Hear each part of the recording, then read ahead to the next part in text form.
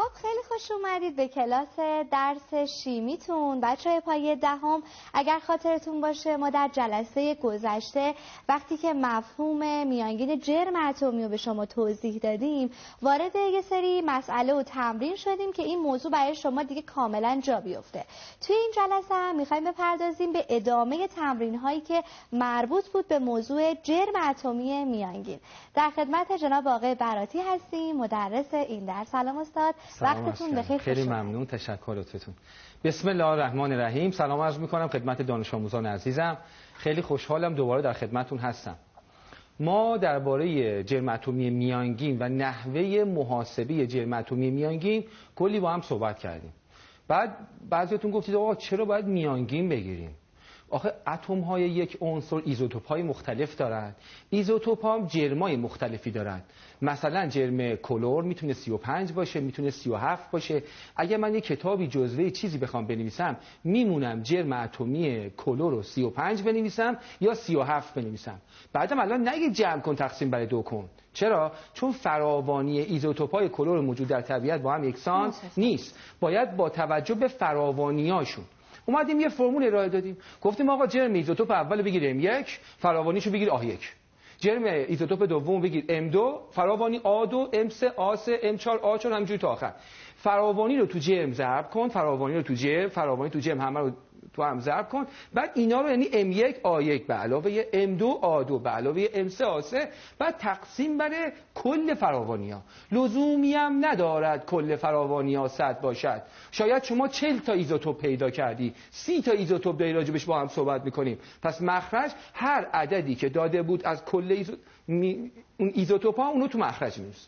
بعد اواخر زن یه سوالی طرح شد، گفتیم سوال خوبیه. گفتیم برعکس من میام میانگین رو بهت میدم، جرما رو بهت میدم، تو به من فراوانی‌ها رو این دفعه بده. بعدم خود فراوانی‌ها رو نده، بیا یه شکل بهت میدم، بیا با من رنگش کن که چند تا از این ایزوتوپا باید آبی باشه، چند تاشون باید قرمز باشه. میخونیم حلش میکنیم. این زنگ بازم فقط جرم اتمی میانگین با هم کار میکنیم. عنصر فرضی X دارای 2 تا ایزوتوپ، جرم اتمی یکیش 24، جرم اتمی یکیش 27. این قرمز آبی کردم.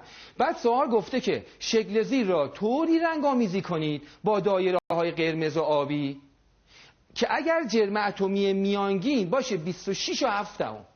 که من اینو اشتباه جلسه قبل 27 و 6 دهم تایپ کرده بودم که یکی از همکاران محترمم بهم اطلاع داد این باید باشه 26 و 7 دهم. پس 26 و 7 دهم اگر میانگین باشه من باید چند تا گلوله رو قرمز بکشم، چند تا گلوله رو آبی بکشم با توجه به اینکه 30 تا گلوله به من داده. دقت کنید 6 تا 5 تا 30 تا گلوله دارم. پس مخرج چیه؟ 30. یعنی جمع قرمز و آبی باید چند بشه؟ 30 بشه. درست شد؟ پس الان یک صورت سوالو که خوب متوجه شدیم. 30 تا گلوله بهتون میدم، چند تاشو قرمز بکنید، قرمز جرمش 24، چند تاشو آبی بکنید، آبی جرمش 27.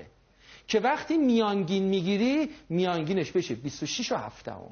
آماده؟ یعنی ما توی فرمولمون جرم اتمی میانگین داریم، M1 و M2 هم داریم، A1 و A2 رو به دست میاریم. نگاه کنید. خب اون که شکل دایره هاست. قرمز و جرمش رو گرفتم M1 جرمشو چند داده بودم؟ 24. پس یادتون باشه 24 قرمزه. بعد A1 هم که خب همون قرمزه. آبی جرمشو گرفتم M2 چنده؟ 27. چند تا گلوله بهتون داده بودم؟ 30 تا گلوله. پس جمع A1 و A2 باید چند بشه؟ 30. بچه‌ها اگر A1 به علاوه A2 میشه 30، پس A2 چند میشه؟ 30 منهای A1. پس اگر فراوانی قرمز A1 که نمیدونیم چنده، فراوانی A2 چنده، همون 30 منهای A1. خب فرمول ما چی بود؟ جرم اتمی میانگین مساوی است با M1 A1 به علاوه M2 A2 تقسیم بر A1 به علاوه A2. دیگه فرمول رو ننوشتم. جرم میانگین رو چند دادم؟ 26 و 7 دهم. درست؟ مساوی است با 24 جرم A1 بود دیگه، بالا نوشتم 24 ضرب در A1 به علاوه 27 ضرب در A2. A2 چیست؟ A2 میشه کل منهای A1. کل چند تا بود؟ 30 تا بود. میشه 30 منهای A1. ببین خط کشیدم آوردم جای A2 بذار 30 منهای A1. تقسیم برای چند؟ تقسیم برای کل. کل چند تا بود؟ 30 تا بود. دیگه بقیه‌اش محاسبه است. 30 ضرب در 26 و 7 دهم میشه 801.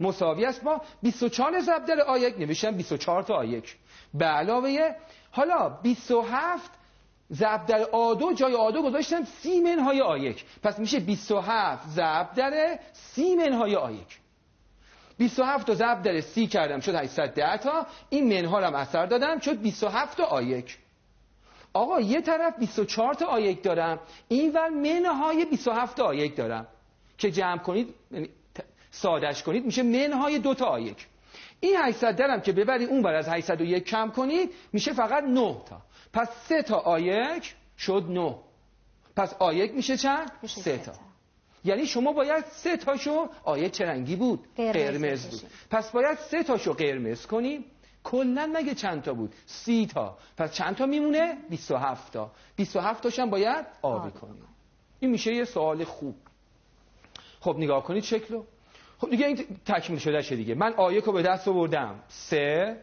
تاشو بس قرمز کردم حالا مهم نیست کجا باشه هر جا دوست داری همه رو تو یه ردیف قرمز کن ولی باید بلد باشی 3 تاشو قرمز کنی و 27 تاش هم چیکار کردم آبی کردم الان برو امتحان کن امتحانی برعکس بیا 3 رو ضرب در جرم قرمز کن 27 رو ضرب در جرم آبی کن بعد تقسیم بر 30 کن اگر نشد 26 و 7 دقیقاً جرمش میشه 26 و 7 بریم سوالای کتابو حل کنیم نگاه کنید با هم بیاندیشیم شکل رو نگاه کنید یه قسمتی از جدول تناوبیه دیگه اونور یه عنصر میبینید به نام لیتیوم هیچ چی نمیخواد حفظ کنید همه داده ها رو تصویر هستش لیتیوم عدد اتمی چنده 3 چند تا ایزوتوپ براش میبینید 2 تا خودش گفته دیگه یکی از ایزوتوپا لیتیوم 6 یکی از ایزوتوپا لیتیوم 7 آقا 6% فراوانی چقدره 6% ایزوتوپ 7% فراوانی چقدره 94%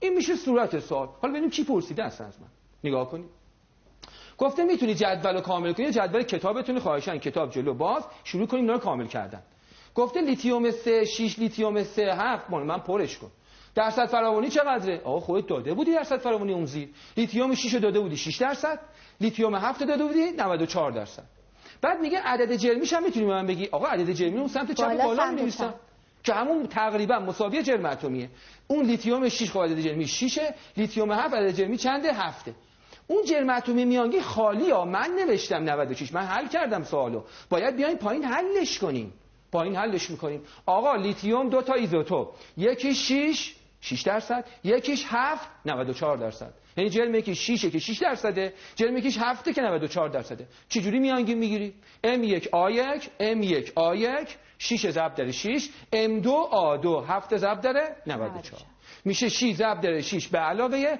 7 ضرب در 94 تقسیم بر کل چون گفته درصد پس کل چند میگیریم 100 یه ضرب رو تقسیم کنیم میشه 694 تقسیم بر 100 2 تا اشار میریم عقب میشه 6 و 94 صدم یعنی میانگین جرم اتمی لیتیوم 6 و 94 صدم اون ستون آخر رو پر کردم یکی دیگه گفته جرم اتمی میانگین هر عنصر این ادامه همون ساله جرم اتمی میانگین هر عنصر همون جرمی نشان داده شده که تو جدول دوره‌ای هستش میانگین چه رابطه‌ای بین یک جرم اتمی میانگین 2% فراوانی و جرم اتمی تک تک ایزوتوپا می‌بینید آقا اینو که ما هم هفته قبل اثبات کردیم حل کردیم تموم شد رفت دیگه برای محاسبه جرم اتمی میانگین ببین رابطه‌های زیادی میشه نوشته ولی معمولی ترین رابطه‌اش که هر کسی هر کلاسی کتابی می‌نویسه اینه حالا اگه رابطه دیگه هم خاصی بهت میگم میانگین جرم اتمی میشه جرم اول ضرب در فراوانی اولی به علاوه جرم دوم ضرب در فراوانی دومی به علاوه جرم سوم ضرب در فراوانی سومی تا آخر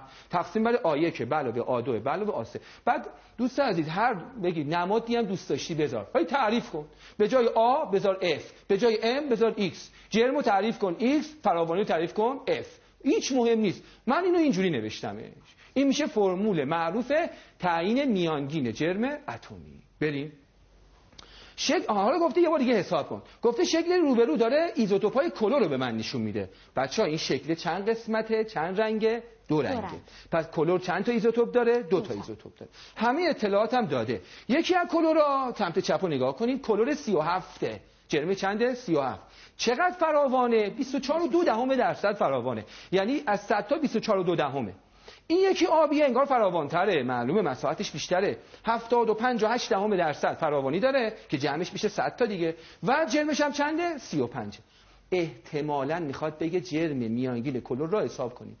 نگفته حساب کنید ببینم. چون هم عدد جرمیشو داریم، هم جرم اتمی‌ها رو داریم، هم فراوانی‌ها رو داریم. میگه که جرم اتمی رو حساب کنید. ببینیم چی پرسیده. گفته جرم اتمی کلور را حساب کنید. خب یکی از کلورها M1 بود 35، قرارداد جرمو با عدد جرمی یکی بگیرید. 35 که عدد جرمیه، پروتون یه آیمیو، نوترون هم یه آیمیو، تقریبا پس میشه 35 آیمیو. تقریبا 35 آیمیو. چقدر فراوان بودی؟ 75 و 8. اون یکی ایزوتوپ جرم چقدر بود؟ 37. چقدر فراوان بودی؟ 24 و 2 گفته میانگین بگیر. فرمول معروف میانگین 35 ضرب در 75 و 8 به علاوه 37 ضرب در 24 و 2.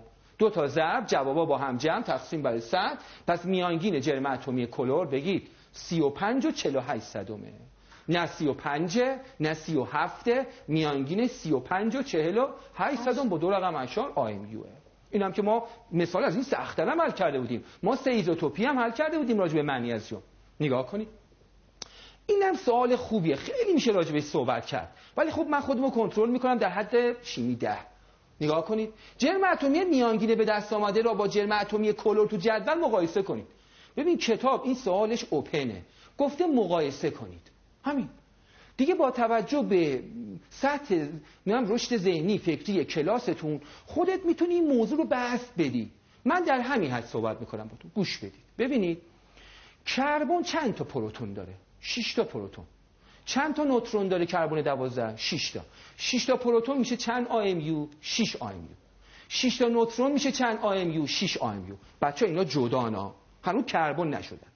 میدونستید اون 6 تا پروتون بچسبن به اون 6 تا نوترون بشن هسته اتم کربن، مقداری از جرمش کم میشه؟ یعنی جمع جرم کلشون وقتی یه جان اسمش هسته است با جمع تک تکشون فرق میکنه، هسته سبکتره. اصلا تا حالا فکر کردی چرا تو اون فضای بی نهایت کوچیک هسته پروتون ها هم دیگه رو دفع نمیکنن؟ مگر اصلا پروتون ها بارشون مثبت نیست؟ مگه بینشون دافعه وجود نداره؟ تا حالا فکر کردی چرا هم دیگه رو دفع نمیکنن؟ حالا گوش بده. مقدار وقتی اینا تکن جدا از همه که دافعی ندارن، ولی وقتی میخوام برن یه جای کوچیکی به نام هسته اتم بشینن و هسته اتم شکل بگیره، مجبورن یه چسبی توشون به وجود بیاد، مجبورن مقداری از جرمشون رو کم کنن. طبق قانون انیشتین اون مقدار جرم تبدیل به انرژی بشه و اون انرژی این پروتونا و نوترونا رو کنار هم چیکار کنه؟ نگه داره. ما به این میگیم جرم کاهش یافته. یعنی مقداری از جرم مجموع پروتونا و نوترونا صرف نگه داشتن اینا میشه که اینا رو کنار هم نگه داره، شبیه چسب کنار هم نگه داره. خیلی بحث مفصلیه. حالا اگه من اینو هسته رو بشکافم، یه ضربه ای بزنم، یه نوترونی شلیک کنم، هسته متلاشی شه، اون انرژی آزاد میشه، بهش میگن انرژی هسته‌ای که میگفتم بحث خیلی مفصله. فقط چون کتاب مشخص نکرده من چقدر باهاتون صحبت کنم، فقط گفته مقایسه کنید.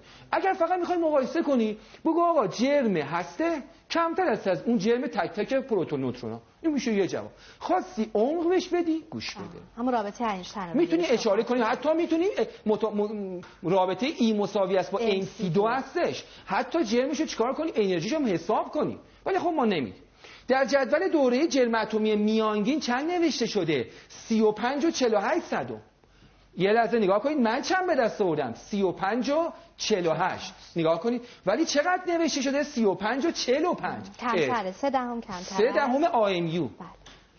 نه 3 صدم. 3 صدم آیمیو چیه؟ اون 48 بود، این 45. 3 صدم آیمیو کمتره. چرا کمتره؟ دلیلش آقا همین 3 خط هم بنویسی کافیه. دلیل وقتی ذرات زیراتمی کنار هم قرار میگیرن تا هسته اتم و اتم تشکیل شود، مقداری سبک میشود، مقداری از جرمشان کم میشود. این جرم به چه چیزی تبدیل میشود؟ مطابق رابطه انیشتین به انرژی تبدیل میشود و نوترون ها و پروتون ها رو کنار هم نگه میدارد تا به اون انرژی میگن انرژی چی؟ بستگی هسته. یعنی هسته رو کنار هم چیکار کرده؟ نگه داشته. خب حالا بریم بچه‌ها، ببخشید من از همکارای محترمم اینجا میخوام یه رابطه‌های دیگه راجع به میانگین جرم اتمی، هی نگن رابطه تستیه، اینم رابطه‌ای که دانش آموز خلاق میتونه خودش کشف کنه. یه رابطه بهتون میگم، بعد میخوام این یه چند دقیقه آخر رو دیگه با هم تست بزنیم، دیگه تشریحی کار نکنیم، بریم نگاه کن. بچه‌ها من براتون یه عنصری در نظر گرفتم. چند تا ایزوتوپ داره؟ 4 تا. چند رنگه؟ 4 تا. فراوانیاشون چنده؟ A1 A2 A3 A4. جرماشون چنده؟ M1 M2 M3 M4. پس الان میانگین چند میشه؟ M1 A1 به علاوه M2 A2 به علاوه M3 A3 به علاوه M4 A4. آقا این که خیلی سنگین میشه محاسبش، به خصوص وقتی اعداد پیچیده و شلوغ و اشاردار باشن. امسال اومده 24.99 کی میخواد ضربش کنه؟ من میگم بیایم از یه رابطه دیگه هم استفاده کنیم، خیلی به دردت میخوره. کسی هم نمیتونه ازت ایراد بگیره. چرا؟ چون کتاب درسیتون هم فرمول نگفته که از این استفاده کنید، گفته که یه رابطه کشف کنید. بعضیا اون رابطه رو کشف میکنن، M1 A1 M2 A2. خب بعضیام این رابطه که الان میخوام بگم کشف میکنن. تازه بهتر بیاید یه کار دیگه کنیم. بیایم آقا قبول دارید جرم میانگین از سبک بیشتره، از سنگینه کمتره؟ بین سبک و سنگینه. شما سبک و جرمشو در نظر بگیرید، بعد یه چیزی بهش اضافه کنید تا میانگین به دست بیاد. پس میانگین جرم اتمی میشه جرم سبک، اون سبکترین ایزوتوپ به علاوه یه چیزی، اون یه چیزیه مهمه. نگاه کنید جرم سبک الان آبی از همه سبکتره دیگه، میبینید از همه این افقی جرمه، آبی از همه سبکتره. جرمشو چی میگیرم؟ M1. بعد چقدر بهش اضافه میکنم؟ به اندازه A2، این فراوانی ایزوتوپ دوم، و اختلاف جرم M2 و M1 بهش اضافه میکنم. اختلاف جرم M2 و M1. بعد اگه یه ایزوتوپ دیگه هم داشت، میام به همون جرم اولی A3، یعنی درصد فراوانی ایزوتوپ سوم، اختلاف جرم M3 و M1 رو بهش اضافه میکنم. بازم الان رابطه‌شو می‌نویسم. بعد چی؟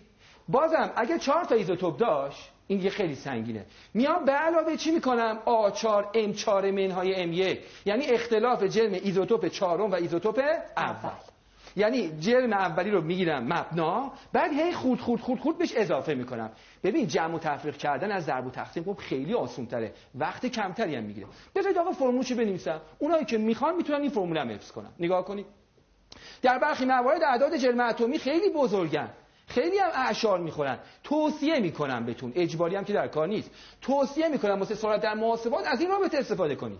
چی میشه؟ جرم اتمی میانگین مساوی است با جرم سبک، سبز رو نگاه کنید، جرم ایزوتوپ سبکتر، اون که از همه سبکتر رو اول بنویس، به علاوه A2. بچه A2 درصد تقسیم بر 100 میشه. مثلا میگه درصد فراوانی آینه، من میذارم 20%، صدشو باید بذاریم به علاوه A2 در اختلاف جرم دومی از اولی، به علاوه A3 اختلاف جرم سومی از اولی، به علاوه A4 اختلاف جرم چهارمی از اولی، همینجوری تا آخر.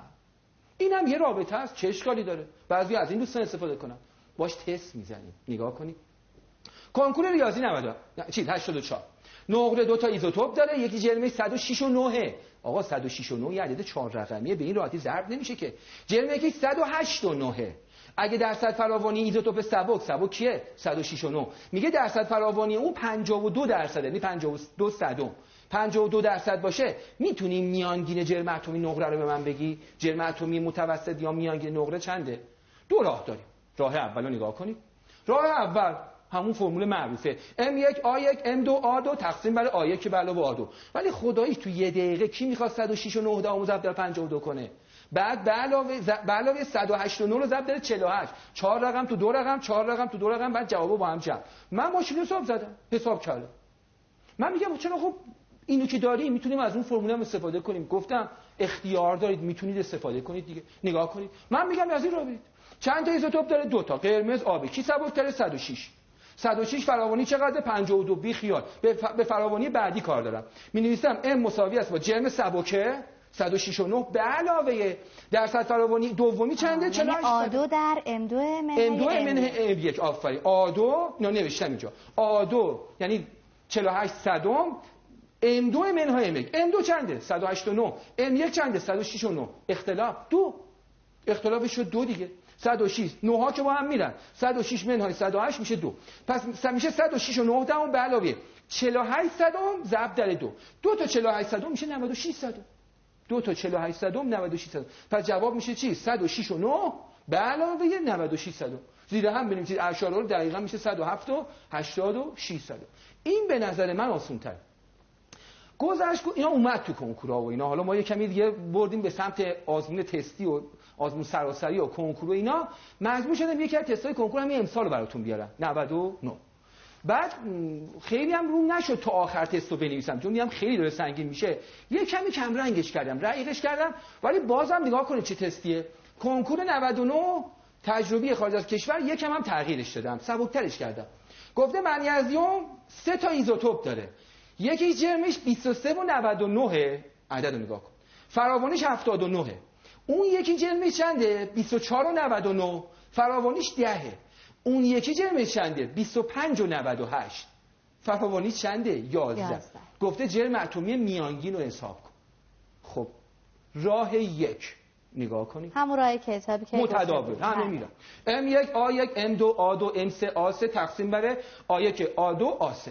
درست شد. منم برات ضرب کردم ولی خب بعید میدونم کسی بتونه تو 1 دقیقه 23 و 90. بعد گزینه‌ها هم خیلی به هم نزدیک بودن. 23 و 99 ضرب در 79، 24 و 99 ضرب در 10. حالا این آسونه. 25 و 98 ضرب در 11 بعد تقسیم بر 100. جواب در مورد 24 و 30.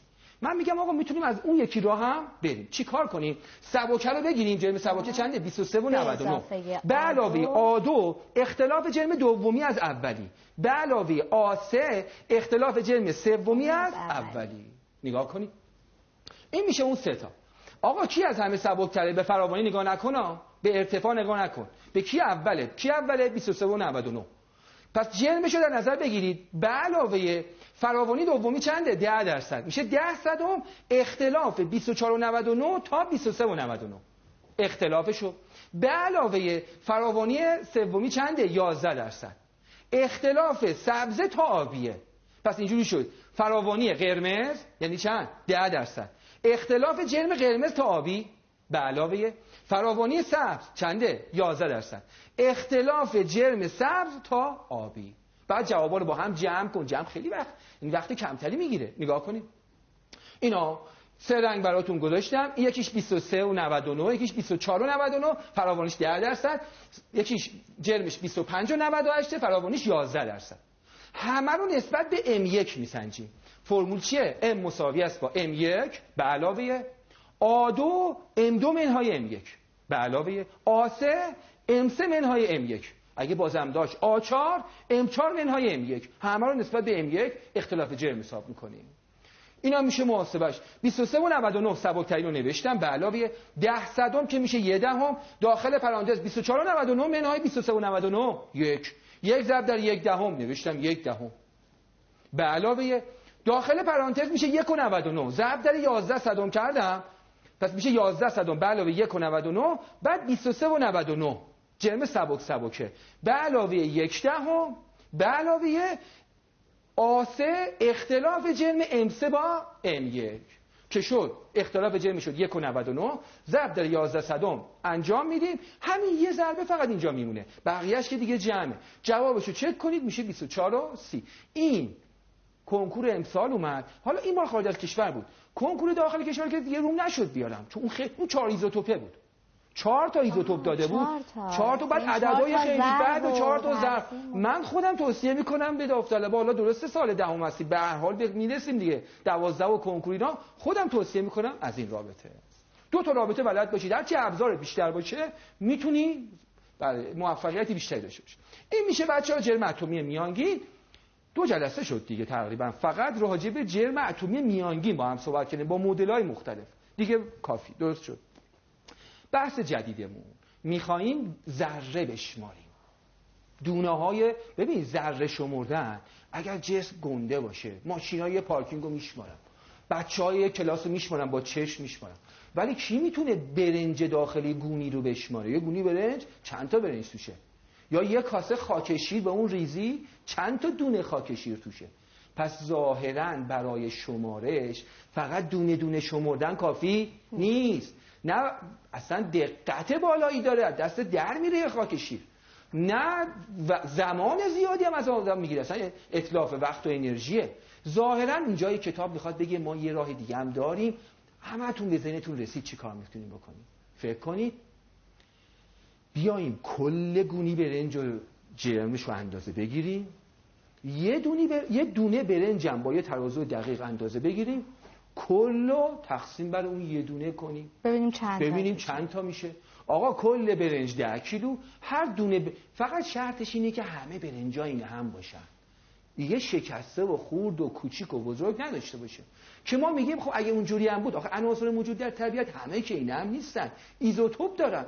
خب میگیم اب نداره، میان میانگین جرم ایزوتوپ رو حساب میکنیم، بیایم کل گونی رو وزن کنیم، یه دونه برنج وزن کنیم، جرم کلو تقسیم بر جرم اون یه دونه کنیم. اون موقع دونه های برنج داخل گونی با تقریب به دست میاد. حالا دقیق نه، ولی خب تقریبا مال ما کافیه. نگاه کنید، اگر بخواید دانه های خاکشیر یا برنج یک نمونه رو وزن کنید، میدونید چقدر ازت وقت میگیره؟